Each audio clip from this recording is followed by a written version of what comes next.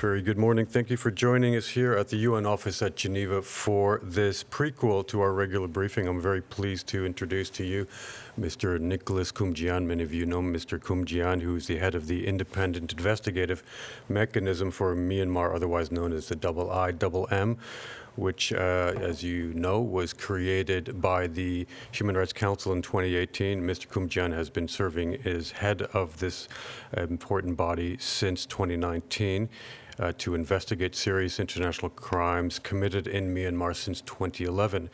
So Mr. Koumjian's here, and we thank him again for being here to speak to the report which is being launched today from the IIMM. So over to you, Mr. Koumjian. Thank you very much. Yes, today we're launching our 7th annual report, reporting on the work that we're doing, the direction and progress. And of course, that work involves collecting evidence of the most serious international crimes in Myanmar, and then analyzing it and sharing our products with national authorities or international courts able and willing to prosecute those cases. To date, we've collected evidence from more than 1,300 sources, including from over 600 eyewitnesses. Along with these testimonies, we've collected photographs, videos, documents, maps, a lot of material from the internet, from social media, and various types of forensic evidence. And this has allowed us to make some progress in documenting crimes that are occurring, and in some cases in identifying those responsible for the crimes. The crimes that we've seen, unfortunately, we've seen, if anything, an increase in the crimes that are occurring. And these include crimes committed against those in detention, and many of those in detention appear to be detained without due process, without fundamental due process, which itself is an international crime. We've documented torture against those in detention, including beatings and electric shocks, strangulations, pulling out fingernails, gang rape, burning of sexual body parts, and other forms of sexual violence. We've also seen evidence that children have been detained, children even as young as 2 years old, sometimes as proxies for their parents who the regime could not get a hold of. And some of the children have been subjected to torture or ill treatment. We've also seen summary executions committed by different parties to the conflict in Myanmar. As you know, this is a very multifaceted conflict, and there are many different armed groups. And we've seen evidence, including posts on social media, that depict executions of captured fighters from one side or the other. And this is the kind of evidence that we preserve and we use to identify perpetrators, and we believe would be very important in some eventual, we hope, judicial process to hold those responsible to account. One area that we're particularly concerned about is aerial bombings. And the aerial bombings, of course, are committed only by one party, the only party that has the ability to carry out airstrikes in Myanmar is the Myanmar military, the current junta ruling the country. And we've seen an increase in airstrikes. Even after the earthquake occurred, we saw that airstrikes continued. The targets of the airstrikes are often blatantly civilian targets. Schools have been hit, homes, hospitals, ID camps, places of worship. Often there's no military target that we can identify anywhere in the area that could have been the intent of the airstrike. Just in the last 3 months, between May and July, we saw an airstrike on a NUG-managed hospital in Tabayin Township in Sagai, where 24 were killed, at least 24, including 22 students and 2 of their teachers, and more than 100 injured. We saw a strike in July on a Buddhist monastery in another lit village in Sagai Township, Lintalu village, at least 22 killed. We saw an airstrike on a hospital in Kanbalu Township in Sagai, where 15 were killed. Another airstrike on Letpanla village in Singhu Township, Mandalay, where 24 were killed. And that was at a police station was hit where many of these people were being detained. So we're working hard to identify how these airstrikes are ordered, who are the people in the chain of command, who are those that are flying the planes. And of course, a lot of our efforts go into continuing to investigate what happened to the Rohingya, and particularly the clearance operations of 2017. But we've also seen Rakhine State has become an area where there are ongoing crimes against all communities that reside there. And we, of course, will collect evidence, any evidence that shows a serious international crime, regardless of who the perpetrators are or who the victims are. And unfortunately, we're seeing crimes committed by all sides. I will be traveling to Bangladesh, to Cox's Bazar, for unfortunately, the 8th anniversary, I don't know a better word, the 8th year after the clearance operations. I think the government of Bangladesh, and I'm grateful to them, they're hosting a dialogue of stakeholders, and this is in preparation for the 30th of September event in New York, the high-level event, where the Rohingya crisis will be addressed. There's over 1 million Rohingya refugees now in Bangladesh, people displaced forcibly from their homes. And there's a belief, an understandable belief, it's time to do something about it. So I think I've talked long enough. Be happy to answer your questions. Thank you very much, Mr. Koumjian. Okay, over to you, colleagues, for questions. We'll start off with Emma of Reuters. Good morning, sir. Thanks for briefing us. I would like to know more about the scale of the torture in detention centers. Can you give an idea of in how many centers this is happening and roughly how many victims there have been, even ballpark? And a question on the perpetrators. You say you've identified them. Obviously, you don't want to name them publicly at this stage for reasons I can guess. But how much hope do you have for justice for those torturers, given, I think, that most jurisdictions, I believe, are focused on the Rohingya crimes? Thank you. Well, unfortunately, I'm not going to be able to give you much of an answer on the scale of the torture, because we know, we only scratch the surface. We only are able in some occasions to speak to some people who've been in detention and have been released, or others who for some reason were able to witness the events. But from talking to those who've been detained, what we can say, I believe with confidence, is that torture is common. For example, on sexual violence, my own impression is that at the very least, women are routinely subjected to the threat, the psychological threat of sexual violence. Many also are subjected to body searches that are very, very intrusive and that appear to be designed to harass or humiliate the women involved. And we've seen very serious torture of detainees with various different methods that were involved. And I would say torture, actually, I've told my team, this is an area that we should put a lot of effort into, because I think it is one area where we're more likely to be able to collect evidence identifying a perpetrator to the standards needed to convict someone in court. People know, often they know the names or the faces of those who tortured them or tortured their friends.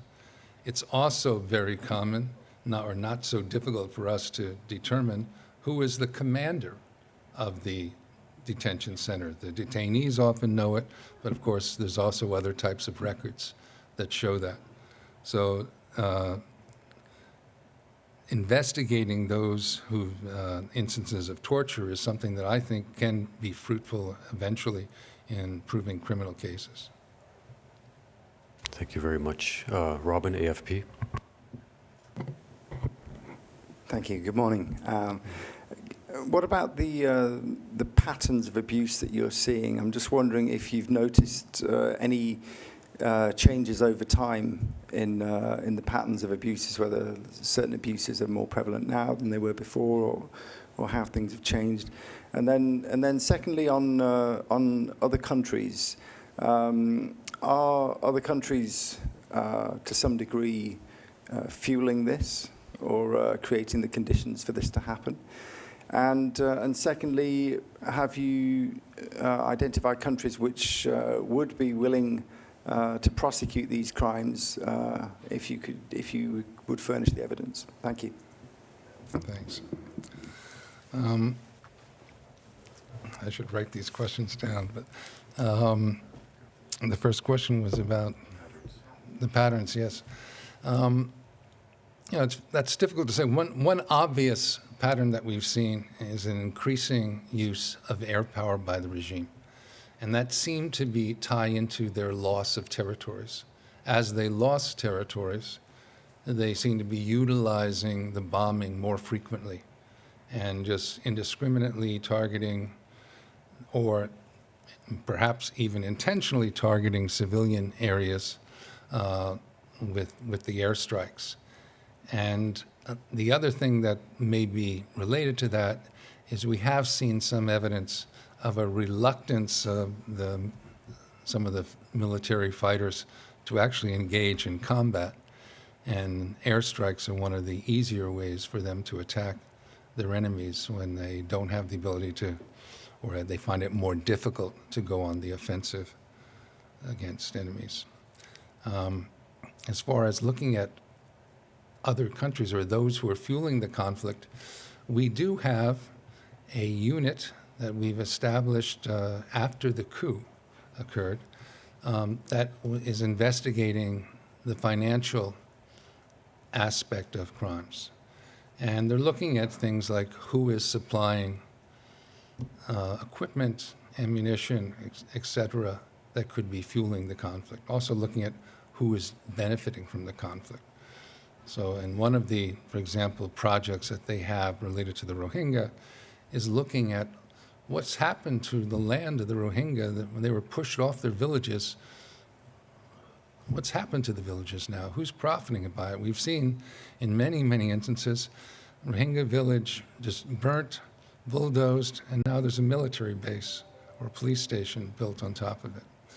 So these are some of the things we're looking at. So we are definitely interested in anyone, whether they're inside or outside the country, that could be knowingly fueling crimes. We're also always trying to be aware of where there could be a jurisdiction able and willing to exercise a jurisdiction over these crimes. The laws differ from country to country. So you do have a country like Argentina, which is a bit of an outlier in that it allows pure universal jurisdiction for crimes against humanity without any tie to Argentina at all. So the case that they're investigating there about the Rohingya, the complainants are Rohingya, but from the UK and Bangladesh. There's no tie to Argentina, but the Argentine appeals court said under their constitution, crimes against humanity have to be investigated. But we know there's, in many of the jurisdictions, for example in Europe, often they require some tie to the country, such as the perpetrator being on their territory, or at least the victim being the national.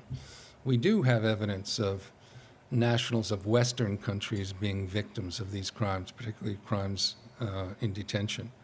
So we do have some hopes that these cases will be prosecuted and we speak often to judicial authorities from different countries. At the moment, we're only sharing with 3 Rohingya-related cases, Argentina, ICJ, ICC, but we also are sharing information with the United Kingdom authorities, which have a more structural investigation, a preliminary investigation. Thank you very much. Further questions in the room?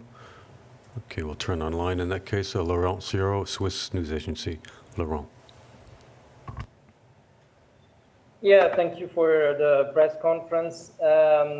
First, could you talk a little bit about the opposition armed groups as well? The pattern you might have identified from their side in terms of violations.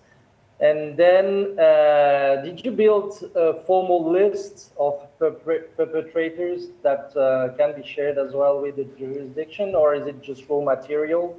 Because, yeah, usually some of the investigative bodies, they do that. And if so, yeah, I assume you won't give many details about that list, but roughly how many names would be on that list? Thank you. Well, in regards to, let me see, what was the first question? Yes, the armed opposition groups. You know, unfortunately, we've seen probably an increase in evidence that opposition groups have committed crimes.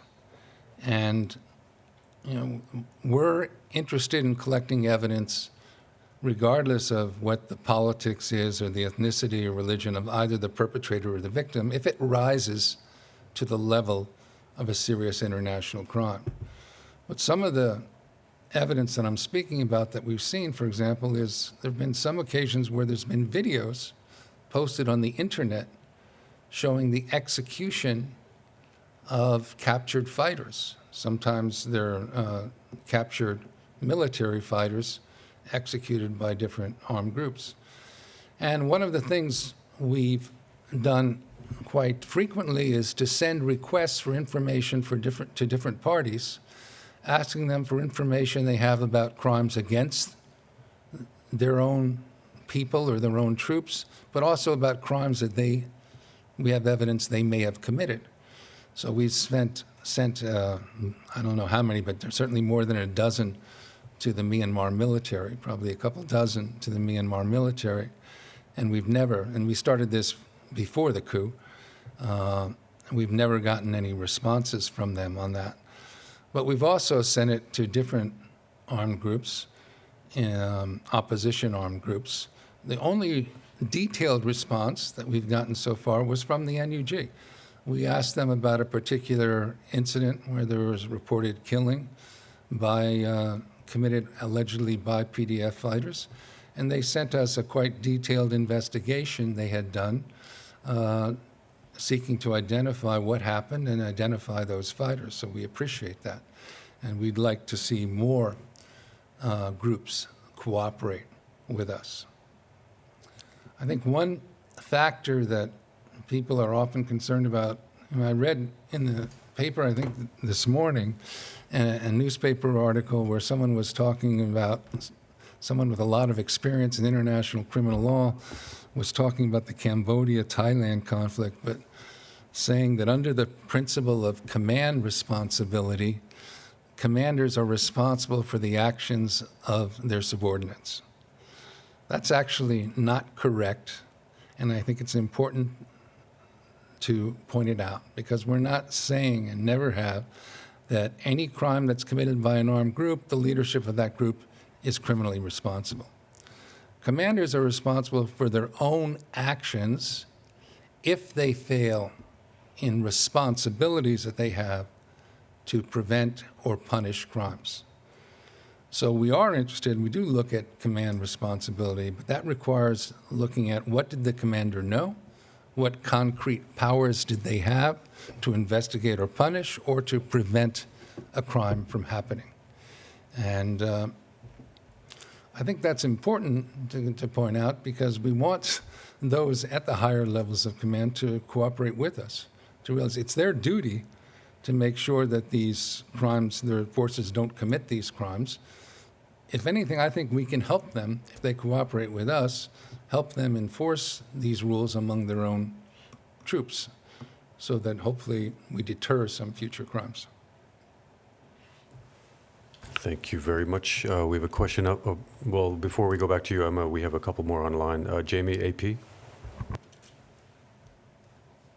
Thank you very much. Thank you for coming to see us, Mr. Koumjian. I just wanted to ask, sorry about this, I kind of tuned in late, so maybe you've answered this question already, but has the Myanmar government been able to respond in any way, and what have they said about it, if so? Well, it depends on what you mean by the Myanmar government, but if you're talking about the current de facto military authorities, they do not respond to us. The only way that they've engaged with us is on the ICJ case, where they have given us certain promises about how they would treat any evidence that we share with the parties to that proceeding. But this has been the position, this was also the position pre-coup of the government before the coup. They did not engage with us. But as I did mention, the NUG has engaged with us regarding various matters, but including an investigation they did of crimes allegedly committed by their own soldiers. Thank you, Emma. Before we go back to, I think, Laurent, you have a follow-up to your previous questions, if I'm I not think mistaken. there was a question about the perpetrators? I think so, yeah. Okay, maybe I'll deal with that. So we don't disclose, at this point, evidence that we have against perpetrators or names of perpetrators for various reasons. First of all, I think this is the common practice in criminal investigations. You don't want to tip people off during the investigation, because that can mean you might lose evidence that they're able to hide from you, or you also may lose the opportunity to arrest. Also, frankly, I think in these kinds of investigations, to be honest, we're only going to be able to touch the thousands and thousands of crimes that are occurring. We're only going to be able to investigate a smaller portion of those crimes. But I hope that every perpetrator of those crimes is concerned that their name is in our files and in our evidence. I mean, the truth is, of course, that we have various levels of evidence. Some is more advanced, some is more preliminary. We'll share that at the right time when we have authorities able and willing to exercise jurisdiction over those cases.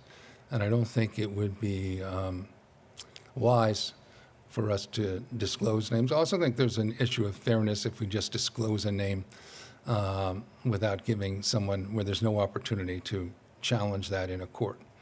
So for all these reasons, the names that we have of potential perpetrators, at least at this point, will remain confidential. Well noted. Thank you. Laurent, did you have a further comment or question? Just a quick one. Are we talking about, single-digit number, dozens of people, hundreds of people? It all depends on what you call, what's the level of evidence that you're speaking about. And we have an awful lot of evidence and an awful lot of names in our database. But I wouldn't want to give you a number of suspects. Fair enough. Thanks. Thanks very much. Emma, did you have a question? I think this may need to be the last one because we're approaching the 10:30 mark, but go ahead, Emma. Yeah, thanks. I was hoping you could say a bit more about the financial challenges that you're facing. How serious are these going to be going forward? And are there any concrete examples of how they are impeding your work? Thank you. Yes, these are tough times, we know, for many different types of organizations and for the United Nations. I think you're all aware the United Nations, because of the liquidity crisis, we've been told at this point that we can only spend 73% of the budget that was approved last year for this year. So that severely restricts us. We have been able in the past to raise some money, we'll call it XP fund, extra budgetary funds, from various states that have contributed to some key work that wasn't part of our initial structure when we were established. So that includes a unit that looks at the financial investigations, but also a unit that does open source investigations. So important in today's world. This is the 7th tribunal or investigative body that I've worked at in international law, but it's so different from the others because it's more recent. Even Rohingya, even though they were generally a poor people, we have thousands and thousands of videos that people took on their phones as their villages were being burned, as crimes were happening. And so much information is on social media and on the internet. We've downloaded these videos of executions. A lot of it. That all comes from our open source unit. We previously were able to raise funds for that, but those funds will run out at the end of this year. If we don't get additional grants, that open source unit that's been so fundamental to our work, we will have to close and dismiss those who were working in that section.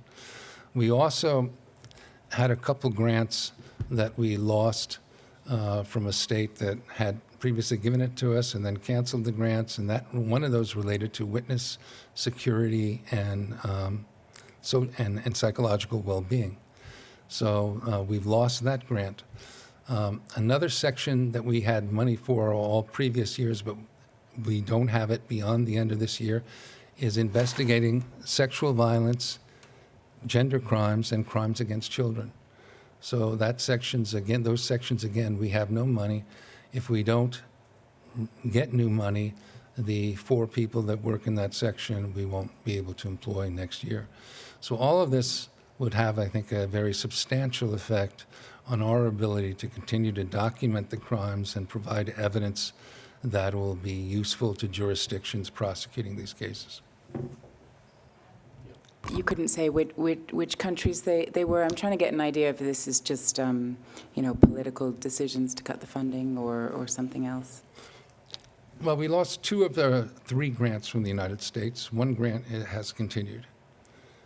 And the other grants, we only had them for a period of time. Countries aren't canceling them, but what I'm saying is they haven't stepped up and said they will continue them.